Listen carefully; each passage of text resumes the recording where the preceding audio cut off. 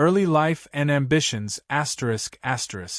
James Monroe was born on April 28, 1758, in the quiet countryside of Westmoreland County, Virginia, into a world where the echoes of revolution were barely whispers on the wind.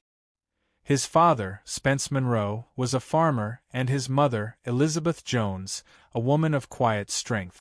But the Monroe family was not wealthy. James grew up in the shadow of the Virginia elite, aware that his future was not guaranteed by birthright but by the choices he would make. From a young age, he could feel the tension in the air, an undercurrent of change, of a world that was on the brink of something vast and unknown. In his early years, Monroe was not the privileged son of a landowner but a boy from humble means, his only advantage being the raw ambition burning in his heart. The American colonies were just beginning to stir, and as the clouds of revolution gathered on the horizon, Monroe found himself drawn not only to the ideas of liberty but to the very ideals that would shape a nation. He had no desire to remain a passive observer. He wanted to be part of something greater, something revolutionary. Monroe's formal education was brief, and his early schooling was interrupted by the growing storm of discontent in the colonies. But it was during these formative years that he developed his love for rhetoric and debate, honing a passion for words that would later serve him in his political career. As tensions between the colonies and Britain escalated, Monroe's ambition began to crystallize. He could no longer sit idly by as his country struggled for freedom. In 1776, at the age of 18, Monroe enlisted in the Continental Army, eager to fight for independence.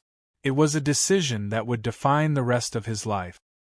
He was thrust into the brutal realities of war, facing not only the physical dangers of battle but the psychological toll of witnessing men fall beside him. The revolution was not the grand, heroic tale he had imagined. It was brutal, chaotic, and filled with uncertainty. But through it all, Monroe's resolve only deepened. His experiences in the war would shape his political vision, his ideals of freedom, and his sense of duty to his country. In the heat of battle, Monroe proved himself not only as a soldier but as a leader, earning the respect of his fellow men and the attention of his superiors. He fought under General George Washington and was wounded at the Battle of Trenton, but it was his service and courage that set him apart. Monroe was no longer just a boy from Virginia. He was a man with a mission, a man who had glimpsed the cost of freedom and was determined to ensure it was not squandered. As the war drew to a close, Monroe stood at a crossroads. The young man who had once dreamed of a simple life now felt the weight of responsibility upon his shoulders. The country was free, but its future was uncertain. Monroe was determined to be part of its unfolding story, to rise from the ashes of revolution and help build a new nation. And so, with a sense of purpose, he began to move from the battlefield to the political arena, where his true test awaited. Monroe's role in the American Revolution and the shaping of his character ****. The winter of 1776 was a brutal one. James Monroe, though barely more than a boy, stood on the front lines of the American Revolution, watching the struggle for independence unfold with brutal clarity. At the age of 18, he had already enlisted in the Continental Army, spurred by a fiery sense of duty and a deep belief in the cause of liberty. The war, however, was not the romantic ideal he had imagined. It was not full of grand speeches or glorious victories, but a relentless fight against overwhelming odds. Monroe's early days in battle were marked by harsh lessons. His first experience with combat came at the Battle of Harlem Heights in 1776. There, he found himself in the heart of chaos, gunfire, smoke, and the cries of wounded men. It was not the triumph he had envisioned, it was terrifying and disorienting. But even in that confusion, something within Monroe hardened. He realized that bravery was not simply about facing down an enemy, but enduring the weight of uncertainty, of fear, and still standing firm. His courage and leadership soon caught the attention of his superiors. General George Washington, who recognized the fire within the young officer, took Monroe under his wing. The future president, a man whose own sense of duty had been forged in the fire of war, became a mentor to Monroe. Their relationship was not one of idle camaraderie but of mutual respect and purpose. Monroe absorbed the lessons Washington imparted, not just on the battlefield but in the very philosophy of leadership. He learned that true leadership required more than tactical brilliance. It required compassion, resolve, and a steady hand in times of chaos. Yet, the war took its toll. In December 1777, Monroe was severely wounded during the Battle of Trenton. A bullet struck him in the shoulder, leaving him with a lasting scar.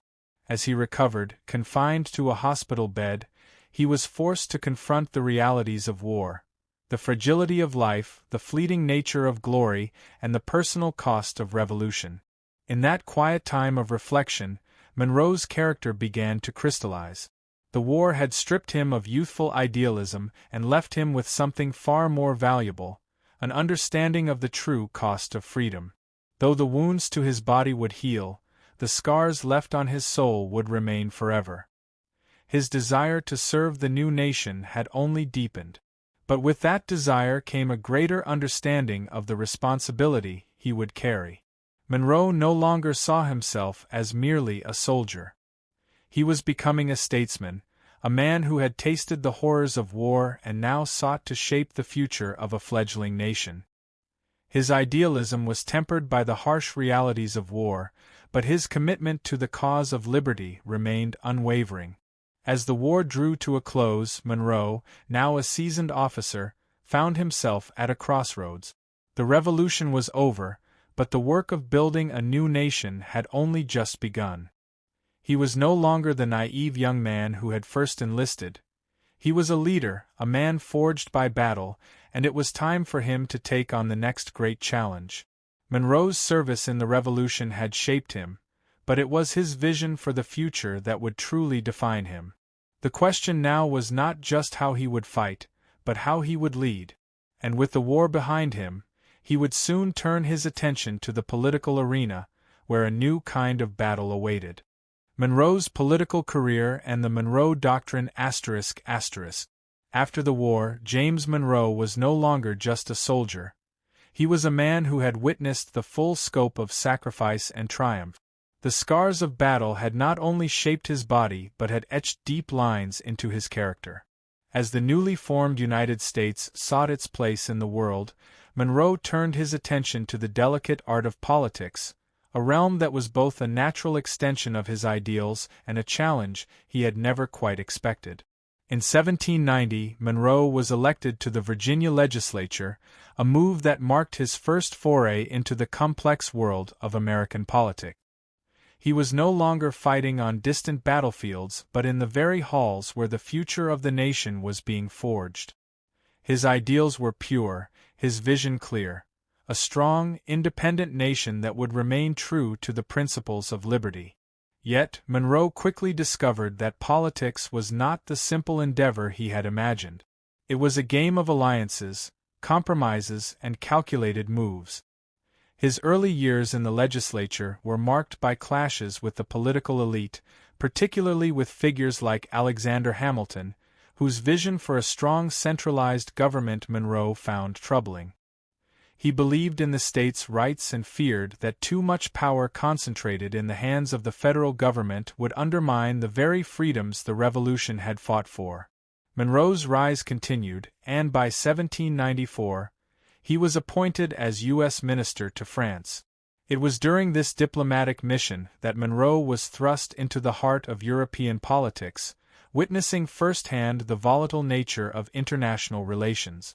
The French Revolution was in full swing, and Monroe, with his democratic ideals, sympathized with the French cause. But his tenure was far from smooth. He found himself caught between the rising tensions of European powers and the needs of a fledgling America. Despite his efforts, his time in France was marked by conflict with both French and American officials, culminating in his recall. Yet, even in defeat, Monroe's character shone through. His loyalty to his beliefs, though unpopular at times, was unwavering. Monroe's political journey, however, was far from over. By 1817, he had ascended to the presidency, and the nation was on the brink of a new era. The world was changing, and Monroe, now a seasoned leader, recognized that the United States could not remain a passive bystander to global politics. As European powers began to eye the Americas with increasing interest, Monroe's thoughts turned to the security of the young nation. He feared that the Old World would not allow the New World to flourish unchecked. In 1823, Monroe issued the Monroe Doctrine, a bold declaration that would forever shape U.S. foreign policy. It stated that the Western Hemisphere was no longer open to European colonization, and that any European interference in the Americas would be seen as a direct threat to the peace and safety of the United States. The doctrine was not just a political statement, it was an embodiment of Monroe's unwavering belief in American exceptionalism, in the idea that the United States had a special place in the world. With the Monroe Doctrine, Monroe had placed a marker on the world stage. It was an assertion of strength, of a new nation that would no longer be dictated to by the powers of Europe. But it was also a reflection of Monroe's own journey, from a soldier on the battlefield to a leader who had found his place in history. As the world watched, the young nation stood tall, ready to carve its own path, and Monroe's legacy as a statesman was sealed. Yet, the doctrine was not just about protecting the nation, it was about shaping the future, ensuring that the American dream would endure. Legacy and reflections on his impact ****. As James Monroe neared the twilight of his life, the world he had helped shape seemed both distant and ever-present.